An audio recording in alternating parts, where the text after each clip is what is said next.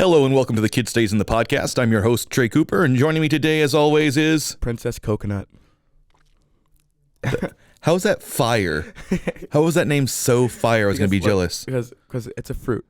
And also, coconut, first two letters are C-O, and it's like C-O-O-P-E-R, which is my last name. That's actually the dumbest one. You said that every time, but this is dumb because you thought it was good. Like usually, at least you're like, "Yo, you're gonna be so annoyed at how dumb this is," but this you thought was really good. Yeah. So what does that matter that coconut is a fruit? First of all, Princess it's not. Peach. Well, a coconut isn't a fruit. It is. I looked it up. Did you look it up? Mm-hmm. Let's ask Siri on mic. Okay. I'm gonna do it. I got it. Siri, is a coconut a fruit? Here's what I found from healthline.com. Coconut is a unique fruit because of its high fat Oh. content. Oh, yeah. Fine. Well, I might get proved wrong on air because you Proved were right. Either way, I think that's a pretty terrible name, Princess Coconut, because Princess Peach is a fruit, Yeah. and then Coco has some out of order letters from. No, C-O, coconut. C-O-O-P-E-R. It's just first two letters of my name as well. That's terrible. So I was trying to do something similar to how I always do, which is start with an S or whatever. We can't just keep talking about this name for the next hour and a half. Anyway, so everyone knows that it's good. very obviously what we're going to be talking about today, and what could be one of the least needed podcast episodes in history, is I guess a review, a discussion of the Super Mario Brothers movie. Woohoo! I mean, honestly, it has been talked about ad nauseum. There's a bazillion think pieces about it. Our opinion's not going to be probably that much more unique than anybody else's. But how can we not talk about it? It's a movie that is making more its second and third weekends than other movies are making their first. Mm-hmm. And it's an animated movie based on a video game. So that alone, it's already broken the very easy barrier of highest grossing video game movie. Mm-hmm. But it's rapidly approaching highest grossing animated movie. And some people are saying at this point, Highest grossing movie? could be highest, well, this year maybe, but it won't be highest grossing of all time. We'll see. We'll see what the legs are on it. We don't know. So, yes, we have a Mario Brothers made by Illumination Entertainment, most famously known for Life of Pets. What? You went most. Did I? Yeah. You think Illumination? You think Illumination is most famously known for Secret Life of Pets? Secret Life of Pets and Minions and Despicable Me. That was a lot of things that it's most famously known for. Well, Minions is part of Despicable Me. Oh, you said Secret Life of Pets first, which I think is shocking. Well, whatever. I'd say Despicable Me first. I didn't say it's first most famous. I wasn't naming them in order of famousness. I'm just saying, like, it's literally in the opening of all Illumination's movies is a little minion being like. The point is that Illumination is a studio that has been very successful, but they make a lot of stuff that I would just say is not for me. I find Secret Life of Pets tedious and not very funny. I like that movie. I find the Despicable Me movies to be at least not tedious, but kind of obnoxious. What's wrong with the first But then movie? it's too late. The first movie's been tainted by all the other ones. And the Minions movies just are annoying. Okay. So I don't love Illumination. I think they have a very specific kind of visual style that I don't find particularly creative either. But it does look nice. It's just not very stylistic.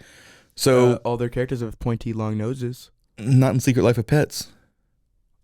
All their characters look like good. Did they also do the Sing movies? Yes, I think so.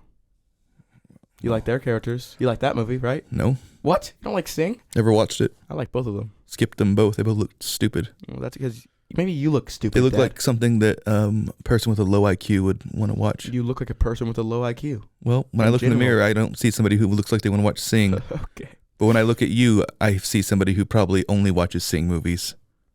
Can we talk about this movie? I'm kind of talking around it I on see purpose. that. What's the point of that? Because I want this podcast episode to be as long as possible. Okay. I feel really frozen now. So can you just like roll this on? Yeah. So what I was saying is that I was trying to describe Illumination's other output because on the one hand, this is exactly what you would expect a Mario Brothers movie made by Illumination to look like. it's kind of a hollow movie, which we'll get into in a little bit, in the way that a lot of, I think, Illumination films are. However, it doesn't suffer from that one point that I mentioned. Tediousness? And that is, no, visually, it is actually incredibly stimulating. It's gorgeous, quite frankly. The character design is fun and it's creative. Now, granted, they just ripped it straight out of the games. Mm-hmm. But I'm about to like sneeze right on the microphone. Oh, me. Say watermelon. Oh. Watermelon. I said to say it, and you didn't. Pardon me. I couldn't say watermelon. I was too busy sneezing. But yeah, so this is a gorgeous looking movie. And even though, like I said, it's stolen from the games, but they have that at least. Why are you making that face? Is it to annoy me? Just obnoxious of you. What? Continue. What was obnoxious You're of me? sneezing. You can't help it. It's involuntary. You can. You say watermelon. I had to smack Solomon in the face. You're the one who said, like, let's keep this conversation rolling, and then you keep being distracting. I just made a parched face, pursed lips. But yeah, the movie's gorgeous. They got all the designs exactly right from the Mario Brothers movie. The soundtrack vacillates between being phenomenal and being kind of shticky and annoying, because they have all this great Mario music and all these great little bits of Mario, like sound effects. Yeah, it's sound effects, but it's also musical cues from different levels, different worlds, and the way they mix it all in there is amazing. And they have, a dozen more Mario game soundtracks to choose from. Mm-hmm. So the way they've remixed that is all amazing. But then they have all these kind of pointless and on the nose needle drops that I found very Illumination-y and not in any way creative. Would you like to sing them for us? I won't sing them, but I'll use an example. I'm pretty sure that whenever Peach is teaching Mario how to become a hero, they play I Need a Hero. Stuff like that. Is that a good enough example? Sing I Need a Hero for us. No one needs me to sing that. The whole point is that it's an annoying, on the nose bit of pop music they put in for no reason. You're going to defend everything about this movie because you have no ability to be critical of things. I'm in love with this movie. Yeah, but you don't have anything to say about this? I mean, I agree. So far, you haven't uttered a single opinion, and it's been about 8 minutes. I said that you sneezing was annoying. Yeah, but on the movie. So if you love this movie so hard and you think it's such a great masterpiece, you should have some opinions on the music or the animation or anything. Well, you're talking a lot, so this is a conversation. At any point, you can intervene. But I was gonna say I didn't feel like the needle drops were. I feel like they're fun, and it's a movie for like the whole world, and everyone loves all these songs. Why do they need to put the same generic? How many animated movies have we seen where they're going to play I Need a Hero at the point where the person's doing a training montage on being a hero? Never heard it once. You're such a liar. Name one time it happened. Every animated movie ever made from the dawn of time. Every single one. Land Before Time. They play I Need a Hero in Toy Story. Yep, and then Land Before Time. No, because Pixar doesn't do that. Pixar has original songs brought in for their movies. Do they play? They write them. And Disney doesn't do that? Sometimes Disney puts hokey needle drops in their movies too. Yes. So they never played I Need a Hero? A bunch. I don't know the names of all the crappy movies that have done it, but I guarantee you they've done it in at least 5 Illumination movies. They have not. I bet you they did. I bet you they did it in Secret Life of Pets. I bet you they did it in that stupid Superman and Batman dog movie. They didn't. I guarantee you they didn't. I bet you $1 million. Do you? I bet you... Actually, okay, I'll give you a genuine bet. I bet you $10 that they did not play I Need a Hero in any of those songs. Keep talking. I want to hear your opinion while I'm looking this up and making you lose. Movies. Well, I don't know where to start. Start with the animation. Start with the story. Start with the music. Any of the things that we discussed. What do you mean you don't know where to start? I don't like being in charge. You're not in charge. I just told you what to do. I thought there was a lot of great things, but you already said that whatever. The character design was phenomenal. I really liked it, and they weren't just ripped straight out of the games. I'd say there's a very slight difference. Like I think the overalls have more texture to them, and Are you gonna find this song? Keep going. I'm listening to you. I don't feel like you are. See, look, that's dead air, dead silence. From You're supposed to be talking. It's because it's called "Holding Out for a Hero." So I got the name of the song wrong. Okay, all right. It even appears in the new film Shazam. That's because they are heroes, and that's also not an animated movie. I'm just saying that's how many times that it's been used. It's gonna be so funny when not a single animated movie other than this one has played it. There's one for all the times it's been used in Disney movies, another one for all the times it's been used in DreamWorks animation movies. It was in Shrek. It's been the Shrek movies. All the times it's been used in an Illumination movie. I'm just saying it's been used so many times that there's like 50 million different. But you specifically said Illumination. That's too hard of a thing to wiki. I needed to find a whole entire list, and I can't. It's been used so many times. Anyway, I already won. You did not. Because I just found 50 movies that it was used in that were animated. Okay. All right. Well, I was just talking about the character design again because Okay. that's what you left me to do. Gorgeous. I'd say like, what are they? Landscapes, sets. Landscapes, Should I yeah. say animated sets? Mm-hmm. Is that a term that people use? Nope, it isn't. Yeah, I think there's gonna be really good animated sets, really good shots on location. It's annoying. You know, they were in New York. Just a lot of really fun, like cool, gorgeous stuff. Wow, that's really in Wasn't that depth. descriptive. Super in depth. And professional. Man, everybody knows how great this movie is now. Well, I need you to be like holding me along. I was talking about it. You could have joined at any point. So now we have to skip forward because now we're almost out of time for this section. I need you like a fishing line. So let's get to the structure of this movie. So weirdly, it's structured kind of similarly to the 1993 movie, the live action movie, in the sense that there's a wraparound story that's set in Brooklyn, where they're plumbers. Now, this must be in Mario lore, because otherwise they wouldn't keep using it. So I'm sure, like in the game manual or something for the original Mario game, it says that they were plumbers and plumbers. Plumbers from Brooklyn. Yeah, plumbers from Brooklyn who got teleported, to the Mushroom Kingdom. Mm-hmm. Otherwise, why they keep using this, I don't know. It's an unimportant framing device. The reason this movie is so popular is because everybody already knows who Mario is and Princess Peach and where the Mushroom Kingdom and whatever. You know what I mean? Yeah. So why don't they just start the movie where he just lives there? We don't need this origin story. I think it's important. You thought it was important? They're plumbers. What's important about that? And also, there's a lot of things about their family that they mention. That was not important? It was important. And boring? It was not boring. It was important for it. Name me one of his other family members' names. We didn't learn them. Oh, yes, we did. They said them all. Okay, I got you. Grandma. Mm-mm. Pop. Nope. Father. Yeah, so my point is that they weren't, not only not important, they weren't memorable. Yeah, they weren't memorable, no. But it doesn't matter. All that matters was the theme that they gave us. There's nothing that they do about, that uses plumberiness once they get to the Mushroom Kingdom. The Mushroom Kingdom already just uses a series of pipes for no reason. They don't use their plumber skills on them. No. Instead, Mario has to learn how to use fire flowers and do platforming. That's his training montage. None of his plumbering skills. But he does platforming in New York. Yeah, but that's just a callback to what we're about to see. It has nothing to do with why they're from Brooklyn and are plumbers. Yeah, but it shows that he is capable of the job. He's prepared. What does that have to do with anything? What does that have to do with us needing to see that they're plumbers in New York? That doesn't really matter, no. But it matters that there's regular old people, just regular old guys, and they have dreams, and all they want to do is be plumbers. And then their parents don't believe in them, or his dad doesn't believe in him, and then they need the whole world has to believe in them, because then otherwise they're gonna fail.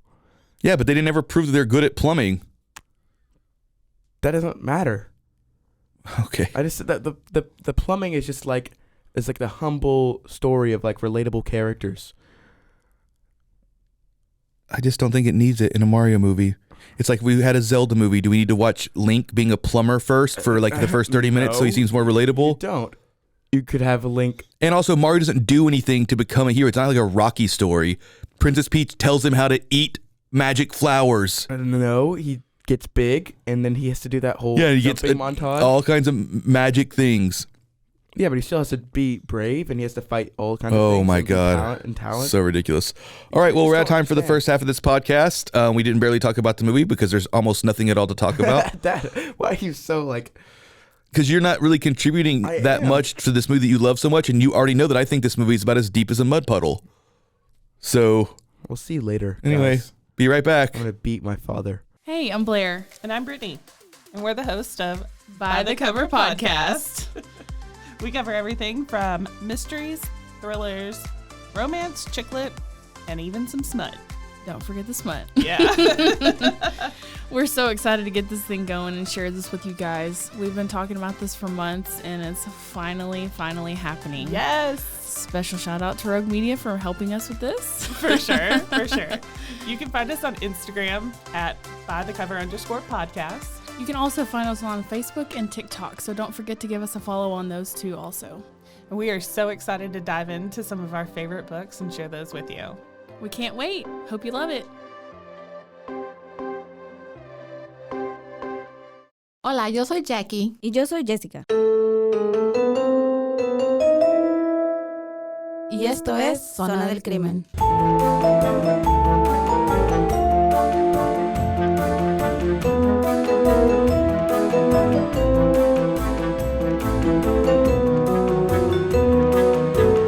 Un podcast donde hablaremos sobre casos de crímenes reales Y eventos impactantes que han quedado marcados a través del tiempo. Recuerden que nos pueden seguir en Facebook, Instagram o donde escuches tus podcasts favoritos.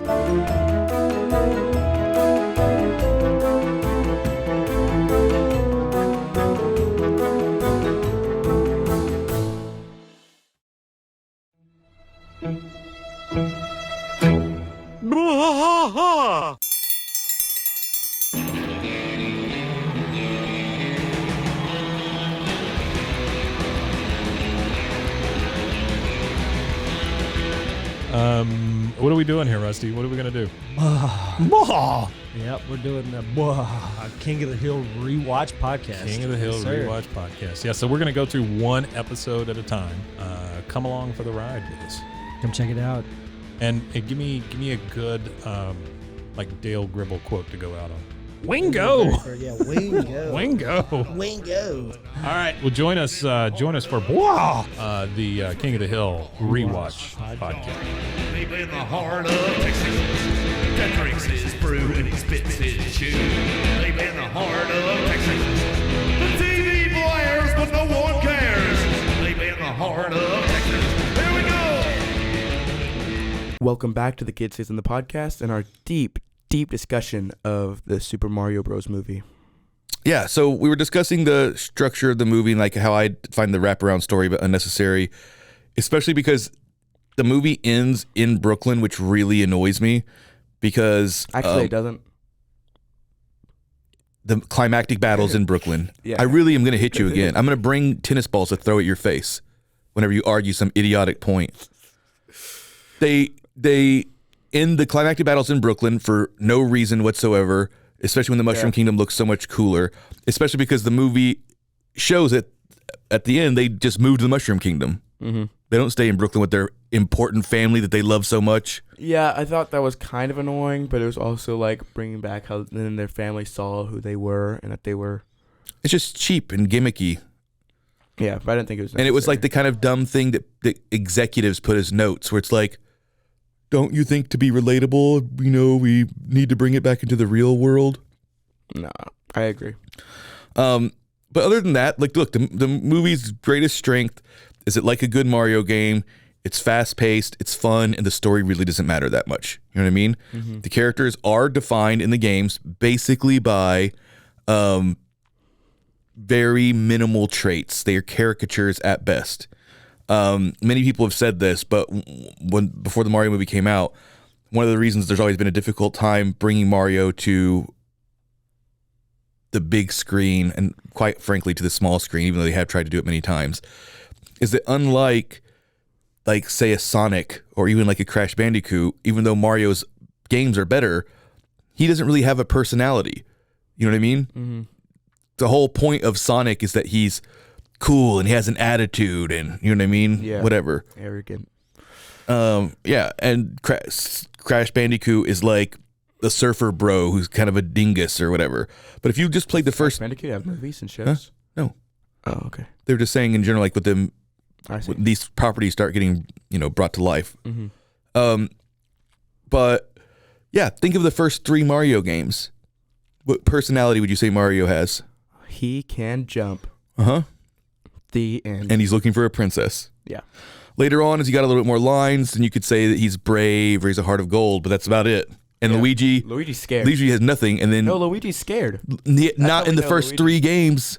Oh, Luigi doesn't almost exist in those games. He does as this person who's just not Mario. Yeah, he's tall green Mario. But yeah, and it wasn't until like later on that Luigi started being like the scared one. Mm-hmm. Mm-hmm. So the movie moves very quickly. The plot doesn't matter. The story doesn't really matter They did either. a good job developing the characters. Well, more Yeah. Mario than Luigi. Yeah, they did a really weird thing to me where they separated Mario and Luigi at the beginning of the movie and kept them separated almost the whole time. I think it was funny that you said it. That was like they targeted you. They did a really weird thing to me, where they separated Mario and Luigi. It was weird to me that they did it. You know, so it's funny. Like they had personally did it for you. Well, I meant the way that normal people speak English, that it was a weird thing. To me, In it my was weird. opinion. Yes. Especially because Charlie Day's Luigi was very fun, and we just don't get to see very much of him. Like, why would you have the guy who's like scared of everything, and all he gets to do is be locked in a cage the whole time? It'd be much more fun to be watching him bounce off of Mario, where he's like freaking out about different things. Yeah, and I feel like I don't know. Yeah, because Peach was basically Luigi. Peach was like the person he was traveling around the world with. Right, but she wasn't scared of anything. Yeah, so just. So yeah, the plot of this movie is boilerplate Mario. You know what I mean? Bowser's trying to kidnap Princess Peach, And Mario's trying to save his brother. Yeah, they kind of switch it up so that Princess Peach is not like a damsel in distress. Maybe that's why. And yeah, it probably is why. But that's it. There's no other plot there. There's no arc here for these characters. They don't learn anything about themselves. There's a very, very squishy idea that they throw in at the very end of how like we all need to work together or we're stronger together than we are separately. Mm-hmm. But it's not an arc for anybody. They all were working together the whole entire movie long. It's just something they just kind of say at the end. Well, it was just showing. It was just letting the children know who don't understand anything that Let's just say it. This is not thematically, certainly not an early stage Pixar movie, not a mid stage, and I wouldn't even say late stage Pixar. Yeah, it's not like any crazy new storytelling. Yeah, it's not exploring the nuances of growing up or the sacrifices you have to make to follow your dreams. It's just a Mario movie, and it does exactly that. And don't get me wrong, I had a really, really fun time at the movie theater. Yeah, because of where Mario stands. Yeah, and I got almost probably every reference that I could see. There's so many of them. Mm-hmm. And I think it's a little bit cynical for the critics who say that it's just a bunch of nostalgia baiting. Sure, I guess. Like, what does that even mean? I mean, there's a legacy of like 50 billion Mario games, and I thought they did a great job of like incorporating all these different elements and the musical cues, and you know what I mean? Yeah, and they reference like so many different properties of theirs, like Mario Kart, Donkey Kong, which is like the original Mario, like Jumpman versus Donkey Kong and stuff. So yeah, and look, if people don't want to see that, then don't go see this movie by all means. I mean, it's fine. Yeah, and at the end of the day, like it's a kids movie. So like, bring your family. It's a family movie. Yeah, I think that Toy Story was also a kids movie. Well, yeah. And Toy Story in a kids movie is able to explore ideas like loss of feeling replaced, aging. You know what I mean? There's a whole lot of things that are getting explored. So I don't like the excuse that, it's a kids movie, so there's no reason for them to do whatever. But yes, it is a movie for kids, and kids love it. If you're an adult, you're only going to like it if you're going to be a big Mario fan. Yeah. You know what I mean? Mm-hmm. And I'm both of those things. Yeah, a kid. Mm-hmm. How many other 16-year-olds do you know that went to go see this movie? For real, curious what the target demo is. I don't think I actually know anyone.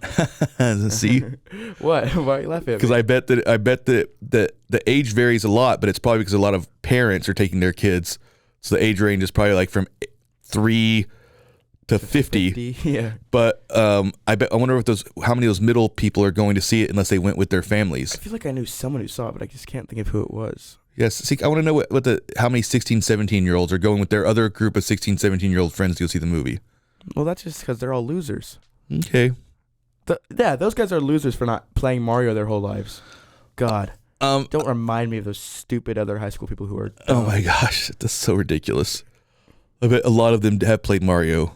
Yeah, but not enough to want to see this amazing, fun movie. Last thing I want to say about this movie, and again, it's not going to be very nice, is for a movie that's just going to be surface level, shallow, kind of zany, which I think there is a time and a place for that in animated movies.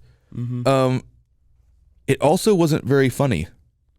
Now, it wasn't super grating, like where there was a bunch of jokes that didn't land. There are a couple. They just weren't very. But it wasn't a very funny movie in general. So it left me feeling pretty flat on the screenplay. The screenplay definitely felt like it was designed by committee to be as inoffensive as possible. And I don't mean inoffensive in that they weren't telling dirty jokes. Mm-hmm. I mean, like, it was trying to be almost as bland as possible to reach the broadest possible audience and amount of taste. You know what I mean? Mm-hmm. So you could put whatever you wanted on it. So it felt like the script was just there because they have to have lines for the characters to say more than anything else. Yeah. I've heard some people kind of rudely say that that it felt like a script that was written by like an AI. Oh. And I think it's, again, a bit cynical, but it's not too far off. Mm-hmm. You know what I mean? If anything that you would need from as the bare minimum to get the movie from point A to point B is what's there. Not even any extra time to write jokes. There was 2 times, I think, in the whole entire movie that I ever laughed. And I think both of them were visual gags. There might have been one actual joke. Do you remember? Can you think of a single joke? I can't think of one. Yeah. Not going to lie. And then there was some really bad jokes, like when Donkey Kong says, "It's on like Donkey Kong." I rolled my eyes to the back of my head. Well, that's not a joke. Was it? Yes. That's just, people say that. And he's Donkey Kong. It's stupid. That's the joke. Wouldn't it be funny if Donkey Kong says it's on like Donkey Kong? That was funny. Seth Rogen was an amazing pick for him, though. I gotta say. So I guess he was like so fun. Let's use the last bit of time talking about that, because there's a lot of controversy swirling around. John Leguizamo, famously or not famously, depending on how you follow him, said that he was boycotting the movie. He wasn't going to go see it, take his family to go see it, anything, because the movie's a backward step for diversity. Here's an issue that I have with him choosing this movie specifically is, yeah, he played Luigi in the 1993 movie. That movie is a POS, and I don't care how many people go back in time and now say that they actually think it's good. No, that movie's the worst. It's not good at all. Look at the Goomba. Were there any Goombas in that movie? Yeah, but they were just people. No, I meant in this movie. Yeah, there was. But those Goombas were so silly. John Leguizamo is not Italian. Not Italian. He's Hispanic. So if you're gonna say you're boycotting a movie because they didn't put a Hispanic person as the lead in Mario, to me it's as dumb as the people that are mad because they didn't put an Italian in the lead in Mario. Because the guy who was playing Mario that they're all mad about isn't Italian either. The guy who's played Mario for 50 billion years. Mm-hmm. Now, whether or not you think the cast should have been more diverse, it definitely isn't the most diverse cast I've ever seen, but it's not completely Caucasian. Mm-hmm.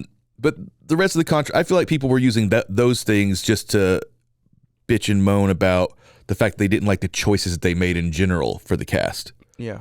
So, how did you think that everybody did? I thought it was all phenomenal, all aces for me. Chris Pratt, he felt like my Mario. Oh God. And then, is it Charlie Day, right? Yep. Yeah, Charlie Day phenomenal. What? Do you know another word to describe any movie that you see I besides just love the word phenomenal? phenomenal. I'm just so happy. The thing is, I just didn't get to see how phenomenal he truly was because we didn't get to see him very much. I obviously love Anya Taylor-Joy, and now I love Peach even more because of her professional acting skills. I thought her voice and the way they had to animate Peach to try and match it was weird. I told you that when we walked out of the theater, so this is not new information. You did? Yeah, I thought that the way they had to animate her face, because they still had her have to have her those huge giant eyes and looks like Princess Peach. Yeah. And the way they're having to animate her and this looked also weird. Bowser also was Jack Black. Amazing. I'm in love with Jack Black. Yeah, Jack Black did the best. His song is so good. Song sucked, but Jack Black His is song the did best. not suck. It's just him saying one thing over and No, he over again. doesn't. Sing me the song then. Okay, fine. It's Mario, Luigi, and Donkey Kong 2. 1,000 troops and Koopas couldn't keep me from you. It's not good lyrics. Those are amazing lyrics. And then most of the time he's just saying peaches, peaches, Yeah, and then it goes, peaches. peaches, peaches, peaches, peaches, peaches, peaches. Oh, that's one joke. Peaches. That is one joke that I think that was funny in the movie. That song? And that is that no, that he kept calling Princess Peach Peaches. That was funny to me. That's how low the bar was here, bro. But yeah, Jack Black was great. Yeah, his just character work was just so good. And what about Toad? Toad was Key. Who played him? Again, Michael Key. Yeah. He was good too. Yeah, I was shocked that I didn't realize his voice could sound so toady. Yeah, he said that they Toad-like. practiced for a really long time, basically just trying to get him at the highest range that he could get into and comfortably deliver his lines. Yeah, he did great. Shocking, because Toad is a very hard voice to do. Well, they weren't really obviously going for just copying the game voices. Well, yeah, but Which is, I think, what people are upset about. I mean, I think it could and would have gotten very tedious to hear Mario going around talking like he does in the game. Yahoo! It's like nonstop. Yeah, that's all he would say. But yeah, I thought Chris Pratt did a good job. I think that I think that's just the backlash that's happened. Chris Pratt got too big, too fast, and then most of his movies and roles that he's done have not been that great. And so people just got tired of him, and now that everyone semi-hates him. I think he did good, and I love Chris Pratt. I thought he did good. I thought everybody in the voice cast did a perfectly good job. There was nothing wrong with it. I actually really did like Seth Rogen as Donkey Kong, even though everybody's like, why would you get Seth Rogen? He just does his own voice. Yeah, so what? Yeah, I think Donkey Kong doesn't talk. Yeah. He just goes like, ooga ooga. Yeah, and I think just like something about Seth Rogen just for some reason matched Donkey Kong really well. I Yeah. think it was a good pick. I thought it was a good pick too. I'm hoping that the movies, as they keep making them, which they obviously will make these movies until we're dead because of how much money it made, I hope they get a little bit more complicated in their structure and design because everything else is there. They just need to get a script. Get the guy who made like the Lego movie. Think of the Lego movie. It's a great example.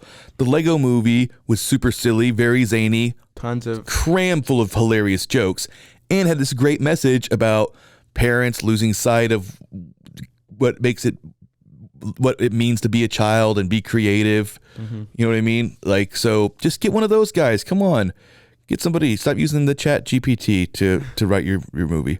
Anyway, so overall, I'm going to have to say that I almost agree with what the average critical score is as far as the quality of the movie, even though I enjoyed it a couple points more. But I would probably give this movie a 6. I was going to give it a 7.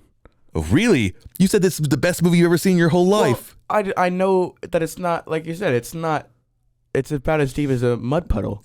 There's no real, like, super stuff. I just love Mario.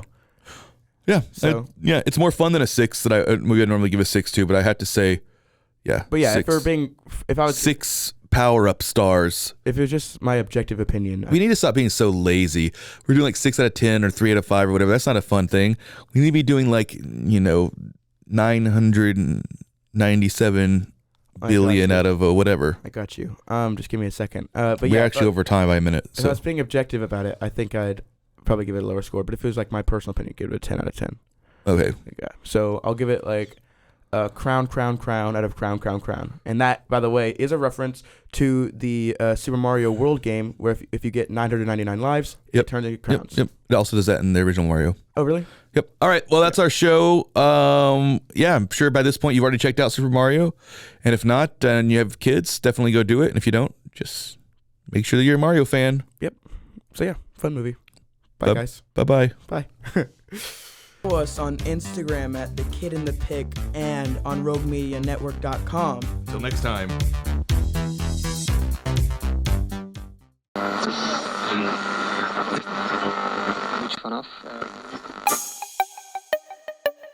This has been a Rogue Media podcast.